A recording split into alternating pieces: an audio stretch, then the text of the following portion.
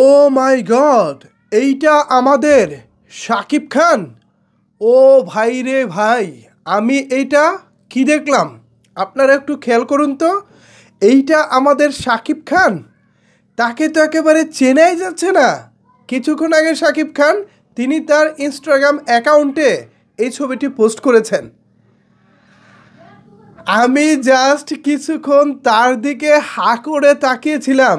শাকিব খানের ভক্ত যারা আছেন, শাকিবিয়ান যারা আছেন, ভিডিওটা বেশি বেশি করে শেয়ার করে দিন। কিভাবে শাকিব খান এভাবে ফিরে এসেছেন এবং কেন এসেছেন বিস্তারিত তুলে ধরবো আজকের এই ভিডিওতে। আপনাদের সাথে রয়েছি আমি, ওয়াসিম।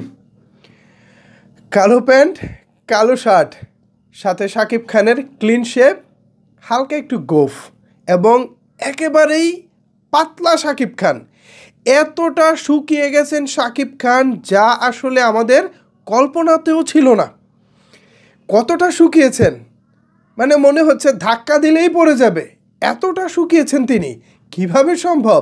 কেন শুকালেন এতটা?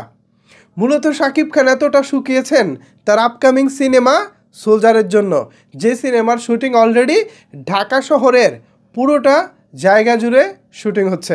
পাশাপাশি গতকালকে থেকে এই সিনেমার একটি আইটেম গানের শুটিং শুরু হয়েছে ঢাকার ইন্টারকন্টিনেন্টাল হোটেলে। সেখানে যতটুকু শুনেছি একটি আইটেম গানের শুটিং চলছে। আর এরপরই আজকে আসলো শাকিব খানের এই ধামাকাটি। ধারণা করা হচ্ছে যেখানে শাকিব খান দাঁড়িয়েছেন এটাও হোটেল ইন্টারকন্টিনেন্টালেরই কোনো একটা অংশে দাঁড়ানো। এই ছবি দিয়ে শাকিব খান কী বোঝাচ্ছেন? শাকিব খান নিজে থেকে যেহেতু ছবিটা শেয়ার করেছেন, তার মানে সোলজার নিয়ে শাকিব খান অনেক বেশি এক্সাইটেড এবং সোলজার আসলে আমাদের ধারণার চাইতেও ভালো কিছু হচ্ছে। নর্মালি শাকিব খানকে নিয়ে তার নতুন সিনেমা নিয়ে খুব বেশি এক্সাইটেড হতে দেখা যায় না, খুব বেশি আত্মবিশ্বাসী হতে দেখা যায় না। বাট আজকের এই পিকচার আপলোড করার মধ্য দিয়ে শাকিব খান তার আত্মবিশ্বাসটাই প্রকাশ করেছেন। প্রথমবারের মতো শাকিব খানের বিপরীতে সোলজারে কাজ করেছেন তানজিন তিশা, সাথে রয়েছেন ঐশী।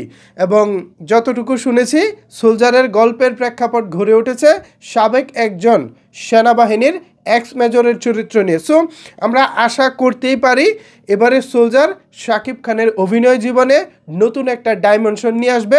পাশাপাশি শাকিব খানের ভক্ত যারা আছেন, শাকিবিয়ান যারা আছেন, তাদেরও নতুন এক শাকিব খানকে দেখতে উৎসাহিত করবে এবং নতুন এক শাকিব খানকে আবিষ্কার করতে তারা বাধ্য হবে। সো আমরা ব্যক্তিগতভাবে আমি চাই সোলজার দারুণ কিছু হোক।